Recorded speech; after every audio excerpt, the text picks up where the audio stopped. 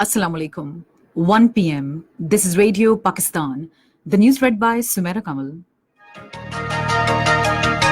The headlines first. Foreign Minister says Pakistan remains firmly committed to a peaceful, stable, united, democratic and prosperous Afghanistan. Amir of Qatar arrives in Islamabad today on a two-day official visit to discuss bilateral relations and regional and international issues with Pakistani leadership.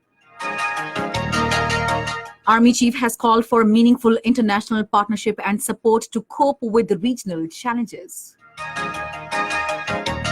In occupied Kashmir, Indian troops in their fresh act of state terrorism martyred one Kashmiri youth in Baramulla district today.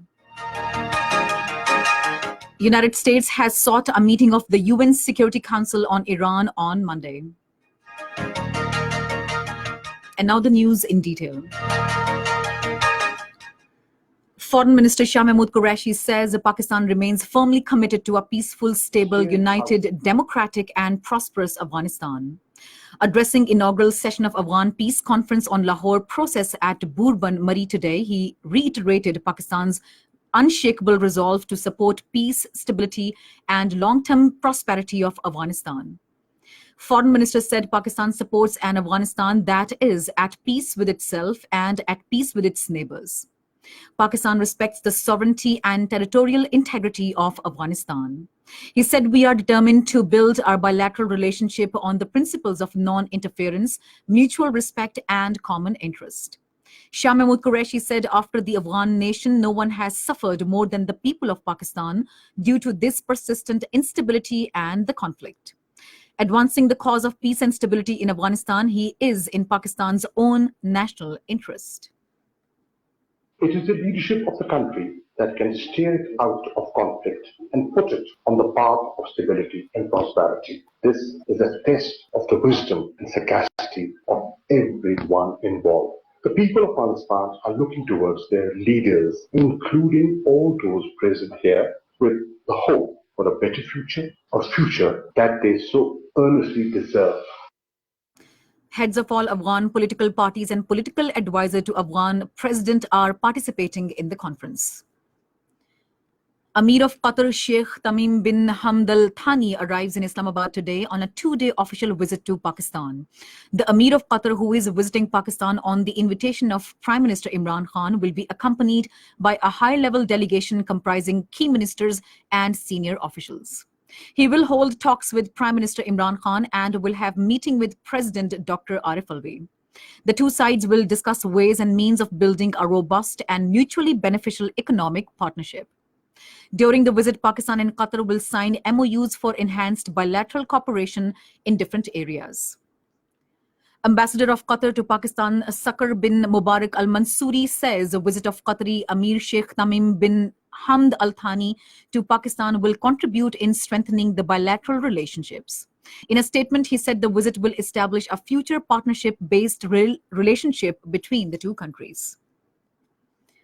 Chief of Army Staff General Qamar Javed Bajwa says Pakistan is at the cusp of achieving sustainable, irreversible, enduring peace and stability. Speaking in a talk on Pakistan's regional security perspective at International Institute of Strategic Studies in London, he said this can be complemented through meaningful international partnership, support, and will to do regional challenges. The National Assembly is continuing debate on the budget for next fiscal year. Participating in the debate, Parliamentary Secretary for Railways Farooq Habib said due to prudent policies of the government, the current account deficit has reduced. He said the government will provide soft loans worth 100 billion rupees to the youth to uplift their living standard. Taking part in the debate, PMLN leader Shahid Khaqan Abbasi said the PTI government failed to achieve the target of tax collection of 4,000 billion rupees in the outgoing fiscal year, but has set a target of 5,500 billion rupees for the next financial year. He said in order to fill the gap of 1,500 billion rupees, the government will have to increase the price of everything, which will affect the poor segment of the society.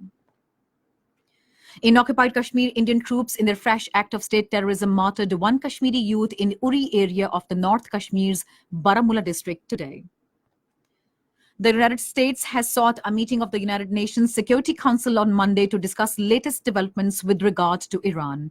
The U.S. mission to the United Nations said in a note that the United States will present further information from its investigation into the recent incidents of attacks on oil tankers in the Gulf region.